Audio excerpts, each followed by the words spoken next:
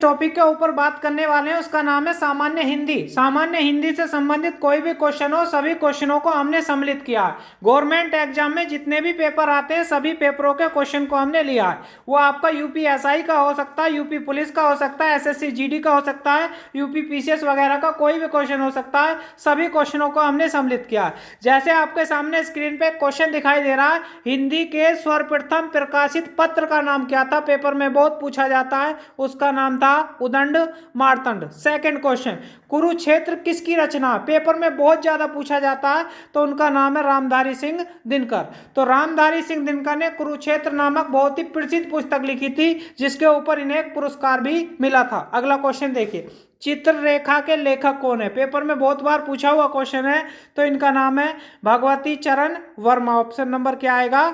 D आएगा। अगला question देखिए, कामायनी कामायनी आंसू लहर तीन रचना है, वो तीनों किसकी हैं भैया?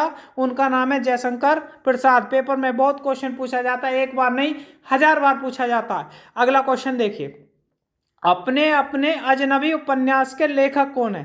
तो ये पेपर में कई बार पूछा गया, इनका नाम है अग्गे।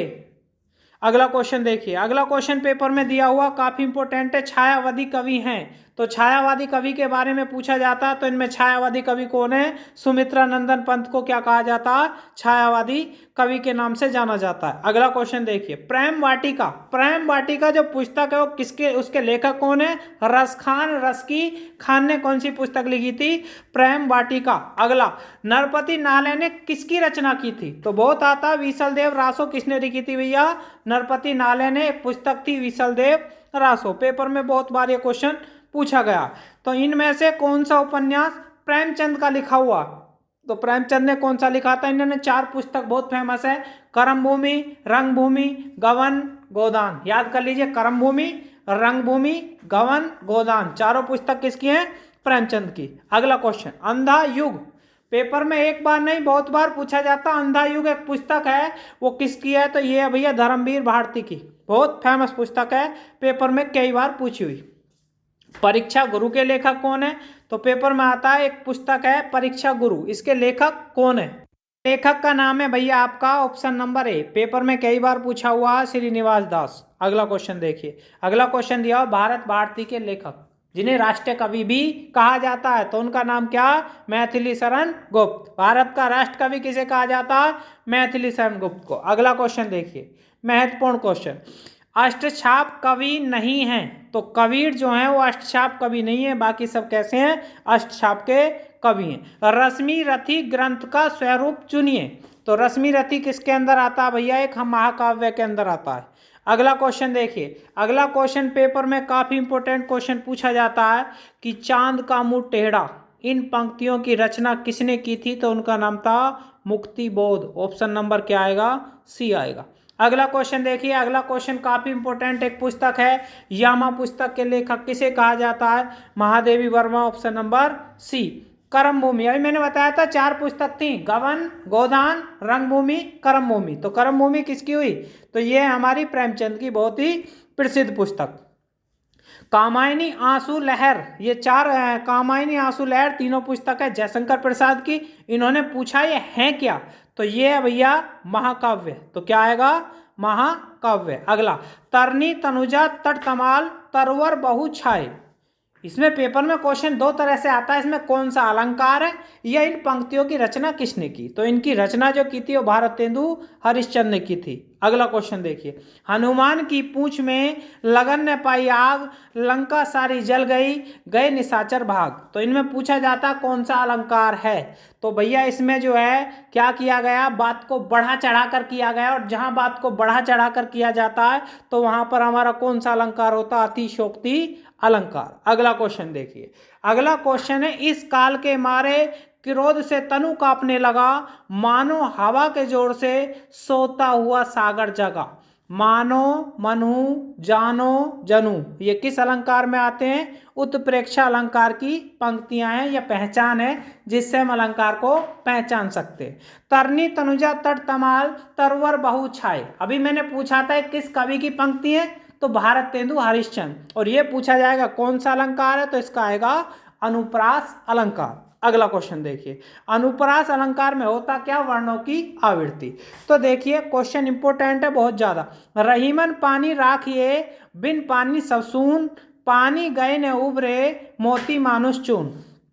तो जो हमारा दोहा होता है उसमें कितने चरण होते हैं? 4 चरण होते हैं। और पहले और तीसरे में कितनी होती हैं? इसमें होती हैं 13 और 11 मात्रा। तो इसमें क्या आएगा? ये आएगा हमारा दोहा। अगला क्वेश्चन देखिए, अगला क्वेश्चन दिया हुआ है, दोहा किस छंद का, किस प्रकार का छंद है? तो दोहा जो आता है वो आता अर्धसम मात्रिक छंद। अगला क्वेश्चन देखिए, अगला क्वेश्चन दिया हुआ है भैया, गणों की संख्या कितनी होती है? तो छंद में जो गणों की संख्या होती है वो होती है 8। पेपर में बहुत आता है क्वेश्चन, बहुत ही प्रसिद्ध और आसान क्वेश्चन है। दोहा रोला के संयोग से क्या बनता है? बहुत पेपर में आते हैं। दोहा रोला को मिला दिया जाए तो क्या बनता है? हमारा कुंडलिया बनता है। अगला क्वेश्चन देखिए, छंद का सर्वप्रथम उल्लेख कहाँ मिलता है?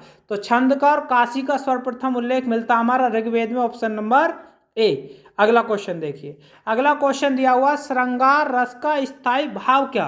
तो जो श्रृंगार रस होता है उसका स्थायी भाव क्या होता है भैया? श्रृंगार रस का स्थायी भाव होता है रति या प्रेम। अगला क्वेश्चन देखिए, जुगुप्सा में कौन से रस का स्थायी भाव है? तो विभत्स एक रस होता है हमारा जिसका स्थायी भाव क्या होता है? जुगुप्सा। तो ये रटने पड़ेंगे, पेपर में आते हैं। संचारी भावों की संख्या कितनी होती है? फिक्स है 33। पेपर में एक बार नहीं बहुत बार पूछा हुआ क्वेश्चन है। जैसे यूपीएसआई में आपके सामने क्वेश्चन दिखाई दे रहा है, पूछा गया था कवि बिहारी मुख्यतः किस रस के कवि हैं? तो जो कवि बिहारी हैं वो हमारे श्रृंगार रस के कवि हैं। श्रृंगार रस को रसों का राजा, रसराज भी कहा जाता है। अगला क्वेश्चन देखिए, रोध रस का स्थायी भाव क्या होता है? उसका होता है क्रोध। रोध रस का स्थायी भाव क्या होता है? क्रोध। अगला क्वेश्चन देखिए, रस सिद्धांत के प्रवर्तक कौन है? तो भरत मुनि हैं हमारे, जिन्हें रस सिद्धांत का क्या माना जाता है? प्रवर्तक। अगला क्वेश्चन देखिए, आचार्य भरत ने कितने रसों का उल्लेख किया? तो उन्होंने रसों की संख्या 8 मानी है। 9वां रस नहीं माना। किसे नहीं माना? शांत रस को उन्होंने रस नहीं माना। अगला क्वेश्चन देखिए, सर्वश्रेष्ठ रस किसे कहा जाता है? रसों का राजा किसे कहा जाता है? तो उसका नाम है श्रृंगार रस। बहुत ही प्रसिद्ध क्वेश्चन है। अगला क्वेश्चन देखिए, अनिल अनल, अनिल का मतलब क्या होता है भैया? हवा, और अनल का मतलब क्या होता है? आग। तो ऑप्शन नंबर क्या बैठेगा हमारा? डी बैठेगा। अगला क्वेश्चन देखिए, फिजूल खर्ची शब्द का समानार्थी शब्द क्या होगा? फिजूल खर्ची का मतलब होता है अपव्यय। क्या होता है इसका मतलब? तो फिजूल खर्च का मतलब होता है अपव्यय। ठीक है, जो अलग से व्यय होता है, बहुत ज्यादा खर्च। कुंजर, कुंजर किसका पर्यायवाची शब्द होता है? तो कुंजर होता है हमारा हाथी का। और कंजर किसका होता है? एक प्रजाति होती है।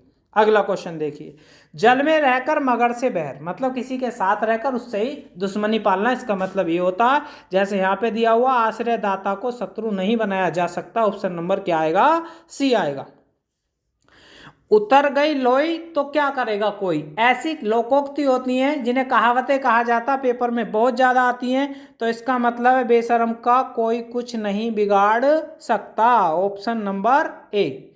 अगला क्वेश्चन, काठ की हांडी बार बार नहीं चढ़ती। पहला मैं ऑप्शन पढ़ता हूं, बुरे दिन हमेशा नहीं रहते, लकड़ी का बर्तन अग्नि से जल सकता है, छल कपट का व्यवहार हमेशा नहीं चलता, दुर्भाग्य की मार मार बार बार नहीं होती।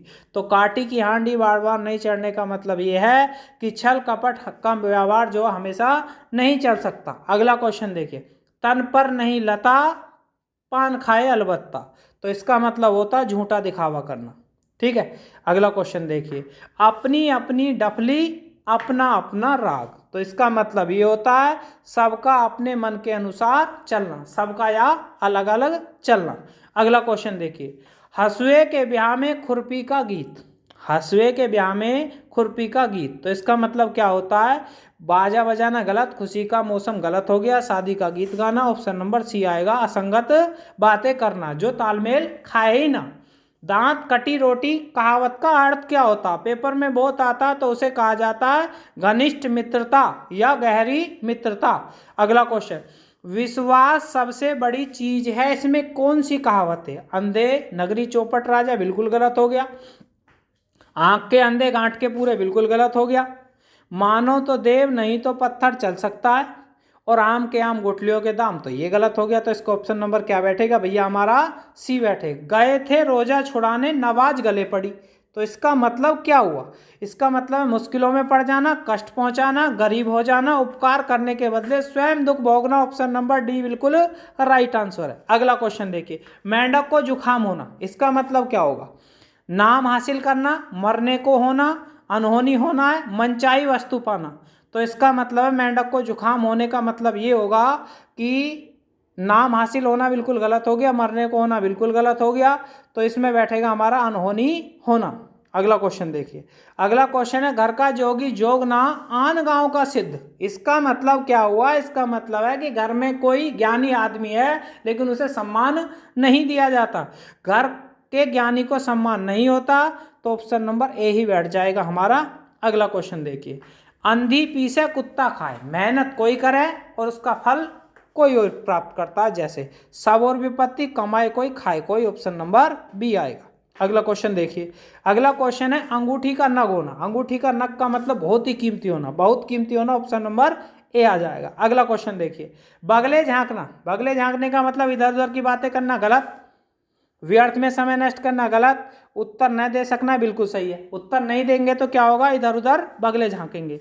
डोरे पर लगाना, इसका मतलब क्या है? डोरी से बंधना, डोरी पर कसना, डोरी से खींचना है, सीधी रह पर न लगना। तो डोरे पर लगने का मतलब है सीधी रह पर नहीं लगना, तो ऑप्शन नंबर क्या आएगा? इसका डी आएगा। अगला क्वेश्चन देखिए, अगला क्वेश्चन है, जानने की इच्छा रखने वाला उसे जिज्ञासु कहा जाता। अनेक शब्दों के लिए एक शब्द, पेपर में बहुत ही ज्यादा क्वेश्चन पूछे जाते हैं इससे संबंधित। अगला क्वेश्चन देखिए, जिसकी मृत्यु ना हो उसे भैया अमर कहते हैं, इसे जनरली सभी जानते हैं लेकिन पेपर में भी बहुत आता फिर भी। अगला क्वेश्चन, जो शत्रु की हत्या करता हो तो उसे कहा जाता शत्रुघ्न। ऑप्शन नंबर क्या आएगा? ए आएगा। अगला क्वेश्चन है, जो विज्ञान जानता है तो उसे हम जनरली भाषा में क्या कहते हैं? वैज्ञानिक। ठीक है, तो ये पेपर में बहुत ज़्यादा क्वेश्चन पूछे जाते हैं। पिरसून पर्यायवाची शब्द है तो किसका पर्यायवाची शब्द होता है? ये होता पुष्प का। पिरसून, गुल, सुमन सब इसी के होते हैं। अगला क्वेश्चन देखिए, ज्येष्ठ का पर्यायवाची शब्द क्या होता? तो बड़ा।